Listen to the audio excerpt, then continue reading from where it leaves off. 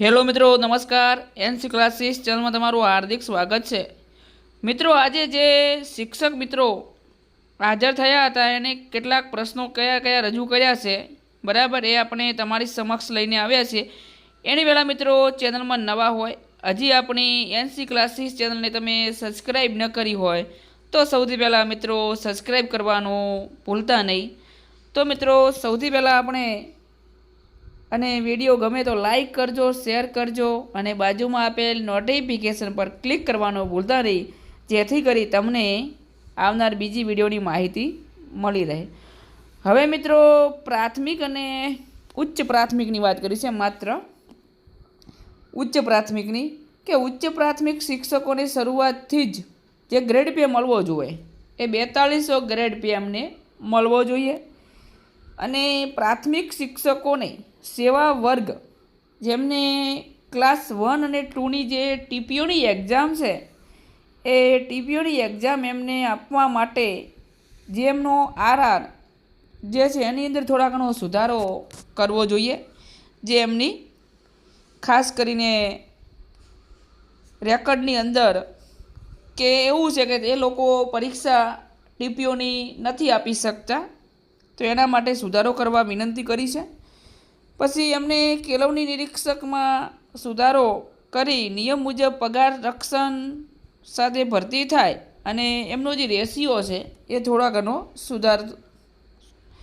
ખાસ કરીને સુધારવો એમ. પછી સીઆરસી બીઆરસી પરીક્ષામાં ગણિત વિજ્ઞાનના શિક્ષકોને માન્ય ગણવા અને ઉચ્ચતર પગાર ધોરણ 9, 18 અને 27 કરવું. જે એમનો રેશિયો છે પગાર ધોરણનો મિત્રો 9, 18, 27, એ જ મિત્રો તમને ખબર છે, કંઈ મારે માહિતી આપવાની જરૂર નથી. પછી મિત્રો બીજી વાત એમણે કરી છે કે જ્ઞાન સેતુ પરીક્ષા માત્ર સ્કોલરશિપના હેતુ માટે જ લેવામાં આવે. જે પરીક્ષા જ્ઞાન સેતુની છે, બરાબર, સીઈટી,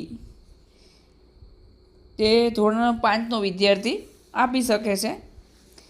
અને એનઈપી 2020 મુજબ શિક્ષક વિદ્યાર્થીનો રેશિયો 1:25 મુજબનું અમલીકરણ થાય. જે શિક્ષકો પ્રમાણેનો રેશિયો છે કે મહેકમ કઈ રીતનું છે શિક્ષક અને વિદ્યાર્થી.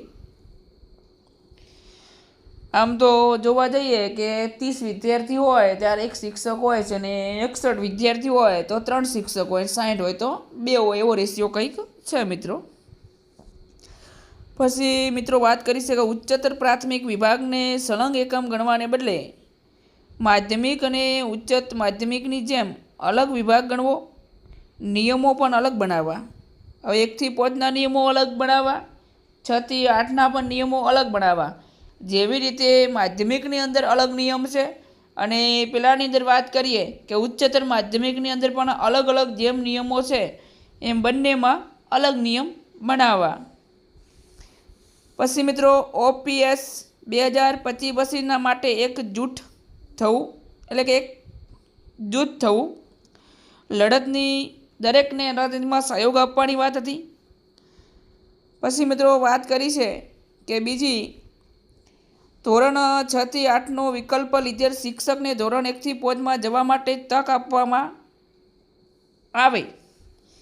હવે ધોરણ 6 થી 8નો વિકલ્પ લીધેલ શિક્ષક છે, 1 થી 5માં પોતે ભણાવે છે, અને 1 થી 5માં ભણાવે છે અને 6 થી 8માં એમને વિકલ્પ લીધો હોય તો જવા માટેનો મોકો આપવો જોઈએ, બરાબર. એવી રાજ્યના જિલ્લાની અંદર તાલુકાની અંદર પોતાની કમિટી બનાવો અને એના કારણે આગળ પોતાની જે પ્રોસેસ છે એ ચાલુ રાખો.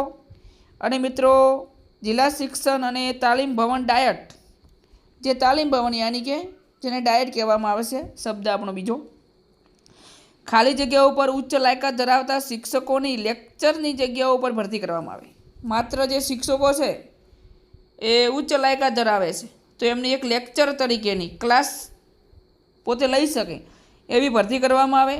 તો મિત્રો આ એમના પ્રશ્નો હતા. બીજી વાત કરીએ કે એક બાજુ ધોરણ 1 થી 5 અને ધોરણ 6 થી 8ની જે એક્ઝામ છે એ નોટિફિકેશન દિવ્યાંગ ઉમેદવાર માટે જાહેરાત થઈ ગઈ છે, અને ટેટ 1, 2ની પણ એક્ઝામ નોટિફિકેશન જાહેર થશે જે સામાન્ય ઉમેદવારો છે એમના માટે પણ. બીજી વાત કરીએ તો હાલ જે ધોરણ 6 થી 8ની ભરતી પ્રક્રિયા ચાલુ હતી તો એની અંદર થોડા ઘણો વાત કરીએ તો સ્થગિત થઈ હતી. તો મિત્રો 8 તારીખે અથવા 10 તારીખે શરૂ થવાની છે, એટલે કોઈ પણ મિત્રોને ચિંતા કરવાની જરૂર નથી. બરાબર, ટૂંક સમયની અંદર તમને નિમણૂક પત્રક પણ એનાયત કરી દેવામાં આવશે અને એની સાથે સાથે 1 થી 5ની અંદર પણ અમુક મિત્રો જે ભરતી પ્રક્રિયામાં બાકાત છે એમને પણ સમાવી લેવામાં આવશે. તો ખાસ કરીને મિત્રો હવે છેલ્લે કહીશ કે આપણી જો એનસી ક્લાસીસ ચેનલમાં તમે નવા હોય, હજી સુધી આપણી એનસી ક્લાસીસ ચેનલને લાઇક, શેર અને સબસ્ક્રાઈબ ન કરી હોય તો મારા શિક્ષક મિત્રો સબસ્ક્રાઈબ કરવાનું ભૂલતા નહીં. ફરી નેક્સ્ટ વિડીયોમાં મળીશું. જય હિન્દ, જય ભારત.